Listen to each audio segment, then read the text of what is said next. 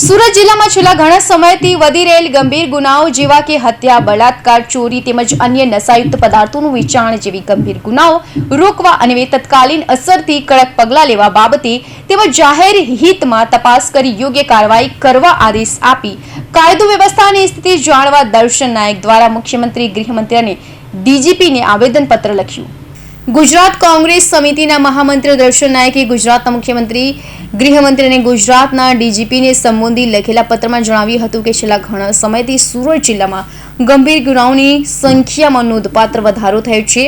સુરત જાણે કે crime city બની રહ્યું હોય તેમ લાગી રહ્યું છે. ચોરી, લૂંટ, હત્યા, દુષ્કર્મ અને અન્ય નશાયુક્ત પદાર્થોનું વેચાણ જેવા ગંભીર ગુનાઓ રોકવામાં આવે એ માટે અસરકારક પગલાં લેવામાં આવે એ સમયની માંગ છે.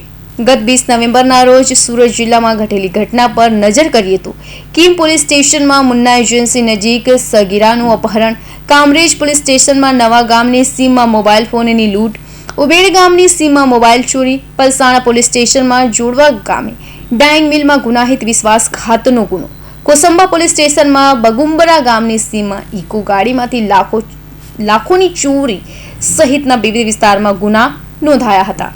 સુરત જિલ્લામાં છેલ્લા 10 થી 15 દિવસમાં જે રીતે ક્રાઇમ રેટનો વધારો થયો છે, ચોરી, લૂંટફાટ, બળાત્કાર, સગીરાનું અપહરણ, ઠેર ઠેર ચોરીના બનાવોના કારણે સુરત જિલ્લાની પ્રજામાં એક ડરનો માહોલ ઊભો થાય એ પ્રકારની પરિસ્થિતિનું નિર્માણ થયું છે.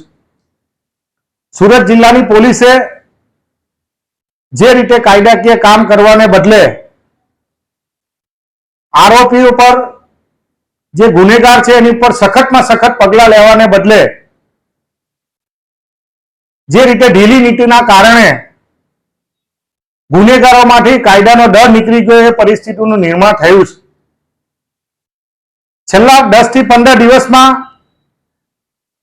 જે રીતે ખેડૂતો ખેતી કરવા જાય અને સવારે એની મોટર હોય કે વાયર હોય એની ચોરી થાય એટલે ખેડૂતોની ખેતી સલામત નથી.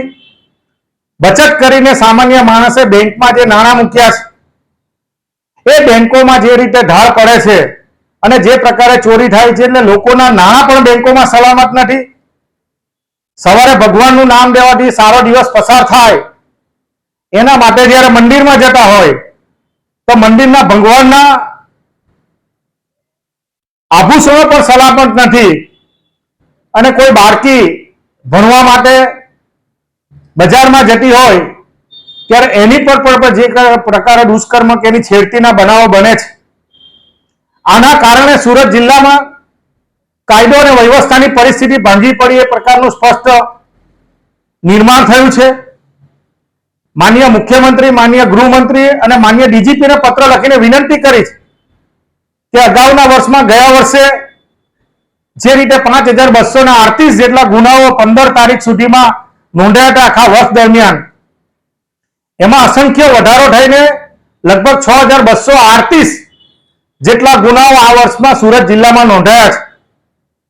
આના કારણે જે ડર હોવો જોઈએ, લોકલ ક્રાઇમ બ્રાન્ચ જેની જવાબદારી છે એ જવાબદારી પર તમે જોઈ શકો છો કે દિવસે દિવસે ગુનેગારોમાંથી ડરનો માહોલ નીકળી ગયો છે.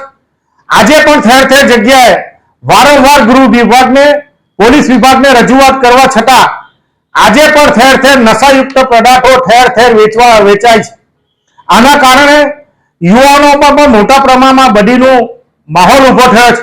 એટલે માનનીય મુખ્યમંત્રી, માનનીય ગૃહમંત્રી અને માનનીય ડીજીપીને વિનંતી કરી છે કે જે સુરત જિલ્લાનું કાર્યક્ષેત્ર પણ મોટું થયું છે, લગભગ 65 લાખથી વધુની વસ્તી છે, 6500 ચોરસ મીટરમાંનો વિસ્તાર પથરાયેલો છે, તો જે પોલીસોની જગ્યા ખાલી છે એ જગ્યાઓ પર તાત્કાલિક અસરથી ભરવામાં આવે જેનાથી સુરત જિલ્લાની પ્રજાને રક્ષણ આપી શકાય, કાયદો વ્યવસ્થાની પરિસ્થિતિ જળવાય અને સખતમાં સખત પગલાં આ ગુનેગારોની સામે લેવાય એ માટેનો પત્ર લખીને મેં વિનંતી કરી છે.